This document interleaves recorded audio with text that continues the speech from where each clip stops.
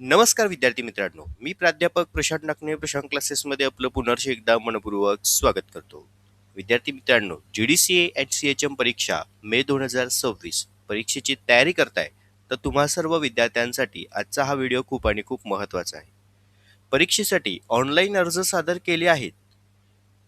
तर विद्यार्थी मित्रांनो, तुमच्यासाठी हा महत्त्वाचा व्हिडिओ आहे. तसेच काही विद्यार्थ्यांनी अजून ऑनलाईन अर्ज सादर केले नसतील तर अशा विद्यार्थ्यांसाठी विभागाने तुम्हाला 23 फेब्रुवारीपर्यंत लास्ट डेट दिलेली आहे फॉर्म फिलअपची. तर त्यामुळे लवकरात लवकर विद्यार्थी मित्रांनो, तुम्ही आपले फॉर्म त्या ठिकाणी फिलअप करायचे आहे.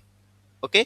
तर सगळ्यात महत्त्वाचं अर्ज विभागाने तुम्हाला त्या ठिकाणी जे अर्ज आहे परीक्षेच्या संदर्भातील ते अर्ज 9 जानेवारीपासून विभागाने सुरू केले होते ऑनलाईन पोर्टलवरती. फॉर्म कसा भरायचा आहे यावरती मी व्हिडिओ ऑलरेडी अपलोड केलेला आहेतच. मग आता भरपूर साऱ्या विद्यार्थ्यांनी 9 जानेवारीच्या सेक्शनपासून आपले ऑनलाईन अर्ज विभागाला त्या ठिकाणी सादर केलेले आहेत, बरोबर. मग आता ज्या विद्यार्थ्यांनी ऑनलाईन अर्ज सादर केलेले असतील तर अशा विद्यार्थ्यांनी आपलं स्क्रुटिनीचं जे स्टेटस आहे ते तुम्हाला चेकआउट करायचं आहे. सर, हे स्क्रुटिनी स्टेटस म्हणजे नक्की काय असतं हो? हे स्क्रुटिनी स्टेटसचा अर्थ काय आहे?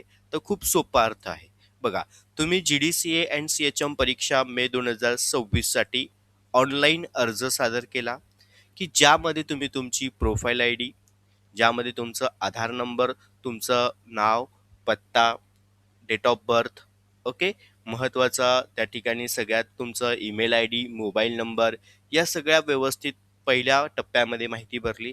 दुसऱ्या टप्प्यामध्ये तुम्ही तुमचं मार्कशीट अपलोड केलं. तिसरा टप्पा एक्सपिरियन्सचा, ज्यांना लागू आहे त्यांनी डॉक्युमेंट्स अपलोड केले, ज्यांना लागू नाही आहे त्यांनी डॉक्युमेंट्स अपलोड नाही केले, काही प्रॉब्लेम नाही. तसेच फोटो सिग्नेचर तुम्ही अपलोड केले, बरोबर. आणि ज्या महिलांच्या नावामध्ये बदल असेल तर त्यांनी पहिल्या टप्प्यामध्ये नावात बदल आहे म्हणून गॅझेट किंवा मॅरेज सर्टिफिकेट अपलोड केले, म्हणजे तुम्ही फॉर्म व्यवस्थित फिलअप केलेला आहे. तर अशा सर्व विद्यार्थ्यांसाठी स्क्रुटिनीच्या स्टेटसमध्ये फॉर्म तुमचा ॲक्सेप्ट झालेला आहे असा मेसेज येणार, बरोबर. आता स्क्रुटिनी स्टेटसचा अर्थ काय आहे की तुम्ही भरलेला फॉर्म विभागाने व्यवस्थितरित्या तो तपासून घेतला आहे, म्हणजे छाननी केली, तपासणी केली. मग त्या फॉर्ममध्ये जर काही त्रुटी आढळल्या नाही विभागाला की फॉर्म अगदी ओके आहे, सगळ्या नियमाने भरलेला आहे, मार्कशीट ओके आहे, मॅरेज सर्टिफिकेट अपलोड केलेलं आहे, फोटो सिग्नेचर अपलोड केलेले आहे, डॉक्युमेंट्स इन्फॉर्मेशन्स अगदी व्यवस्थित करेक्ट भरलेली आहे, तर तुमचं स्क्रुटिनीच्या स्टेटसमध्ये तुमचा फॉर्म हा ॲक्सेप्ट म्हणून येणार आहे. मग ज्यांचा फॉर्म ॲक्सेप्ट असेल त्या विद्यार्थ्यांनी घाबरून जायचं कारण नाही, ओके. कारण तुम्ही फॉर्म ओके भरलेला आहे, ॲक्सेप्ट झालेला आहे. आता अभ्यासाला गती देणं गरजेचं आहे. पण राहिला मुद्दा कोणता? फॉर्म रिजेक्टचा. सर, आमचा फॉर्म रिजेक्ट झाला तर मी काय करायचं? टेन्शन घेऊ नका. जे स्क्रुटिनी स्टेटस आहे त्याच्या शेजारी तुम्हाला पुन्हा अर्ज करा एक अशी लिंक विभाग तुम्हाला प्रोव्हाइड करेल, किंवा विभाग तुम्हाला कधी कधी स्वतःहून त्या ठिकाणी कम्युनिकेशन करेल त्या ठिकाणी. मग त्यासाठी तुमचा मोबाईल नंबर, ईमेल ID हा ॲक्टिव्ह असला पाहिजे, चालू असला पाहिजे, ओके. ज्यांचा फॉर्म रिजेक्ट झालेला आहे अशा विद्यार्थ्यांसाठी.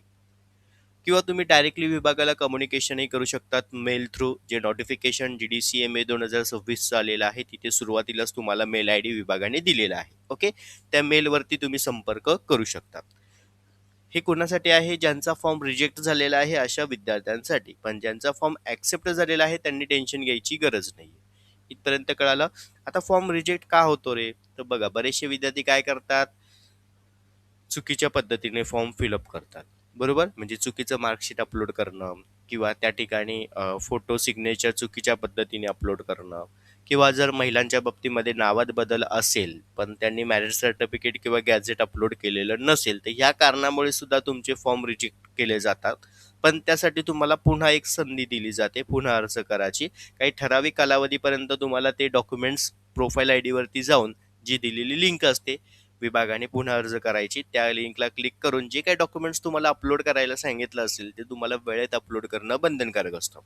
तर कधी कधी विभाग पण तुम्हाला संपर्क करत असते की बाबा तुमचा हा फॉर्ममध्ये ही त्रुटी आहे. तर अशा वेळेस सुद्धा तुम्ही त्या ठिकाणी दिलेल्या नियमांचं पालन करणं आवश्यक असतं. तर हे स्क्रुटिनी जे स्टेटस आहे, हे स्क्रुटिनी स्टेटस तुमच्यासाठी खूप महत्त्वाचं आहे. जर ज्या ज्या विद्यार्थ्यांचे फॉर्म ॲक्सेप्ट असतील तर त्यांनी टेन्शन घ्यायची या ठिकाणी काही गरज नाहीये. तुम्ही अभ्यासाला आपली पुढे गती वाढवा. सर मग हे स्क्रुटिनी स्टेटस आम्ही कसं चेक करायचो? तर इकडे लक्ष द्या. अगदी सोपं आहे. काही टेन्शन घ्यायची गरज नाही. आता प्रोफाईल आयडीज प्रत्येकाला माहिती आहे. लॉग इन पेज GDCAचं. तर तुम्ही तुमचं युजर नेम पासवर्ड टाकून या ठिकाणी प्रोफाईल लॉग इन करायची आहे. लॉग इन केल्यानंतर या पद्धतीचं तुम्हाला पेज येतं आहे.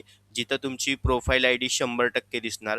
तुम्ही ऑनलाईन अर्ज सादर केला, प्रोफाईल निर्मिती भरली आहे. आता ऑनलाईन अर्ज केल्यावरती तुम्ही माझी खात्यामध्ये माय ॲप्लिकेशन्स, माय अकाउंट असं असणार आहे. माय अकाउंटला क्लिक केल्यावरती माय ॲप्लिकेशन हे ऑप्शन येणार आहे, जिथे तुम्ही GDCA बघा, जिथनं तुम्ही फीज पेड केली ना विभागाची, तर त्याच पेजच्या तुम्हाला शेवटी जे स्क्रुटिनी स्टेटस आहे ते तुम्हाला इथे दिसेल बघा. आता ह्या विद्यार्थ्याचा फॉर्म ॲक्सेप्ट झालेला आहे, त्यामुळे इथे त्याचा ॲक्सेप्ट आलेला आहे. त्यामुळे इथे तुमचं ॲप्लिकेशन ID नंबर, तुम्ही जो फॉर्म भरला आहे त्याची प्रिंट इथनं काढायची आहे बघा. पहा आणि छापा. इथनं प्रिंट काढल्यावर ते त्याच्या पाठीमागे लगेच तुम्ही तुमचा युजर नेम पासवर्ड लिहायचा आहे, जेणेकरून तुम्हाला ते भविष्यामध्ये उपयोगात राहील. त्यानंतर तुम्ही कोणत्या इयरची परीक्षा देतात ते इथे तुम्ही फीज पेड केलेली आहे ते ग्रीनमध्ये तुमचं इथे आलं पाहिजे आणि फीज पेडची रिसिप्ट तुम्ही इथनं डाउनलोड करू शकता. आता ज्यांचा फॉर्म ॲक्सेप्ट आहे त्यांनी टेन्शन घ्यायची गरज नाही. ओके. पण आता ज्यांचा फॉर्म जर इथे रिजेक्ट असेल किंवा काही क्वेरीज असेल लागलेली, की बाबा तुम्ही मॅरिट सर्टिफिकेट अपलोड केलं नाहीये किंवा तुमचं BCom MCom ग्रॅज्युएशन जे तुम्ही मार्कशीट टाकलेलं असेल त्या ठिकाणी पोस्ट ग्रॅज्युएशनचे असतील किंवा BA असेल, BSc असेल, जे काही तुम्ही अपलोड केलेलं असेल डॉक्युमेंट त्याच्या संदर्भातली क्वेरी असेल तर इथे मेसेज दिसणार तुम्हाला ॲक्सेप्टेडच्या तिथे. ओके. म्हणजे रिजेक्ट झाल्यावर काही क्वेरीज असेल तेव्हा मेसेज दिसणार. आता फॉर्म ॲक्सेप्ट असेल तर टेन्शन घ्यायची गरज नाही. ओके. मग तुम्ही अभ्यासाला आपली पुढे आता गती वाढवा.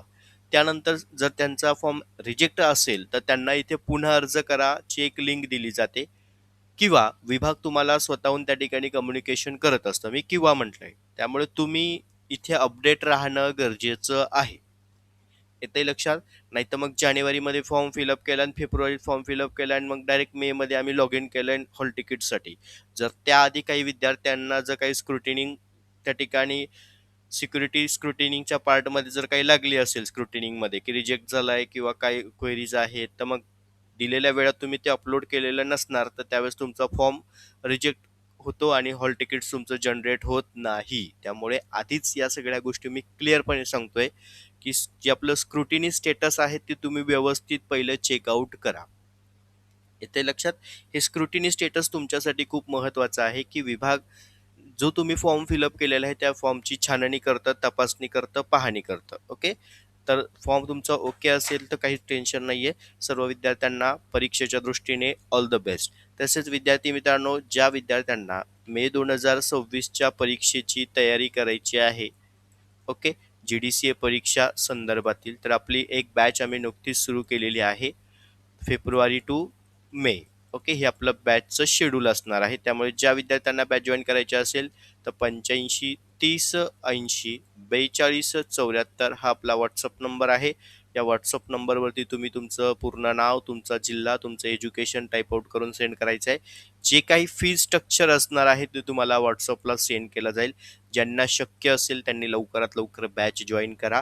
पण त्याआधी तुम्ही तुमचं पहिलं फॉर्मच्या संदर्भातील ऑनलाईन जो तुम्ही अर्ज सादर केला आहे त्या ऑनलाईन अर्जाच्या संदर्भातील आपलं स्क्रुटिनीचं जे स्टेटस आहे ते तुम्ही एकदा चेकआउट करा की तुमचं ॲक्सेप्ट आहे की रिजेक्ट आहे.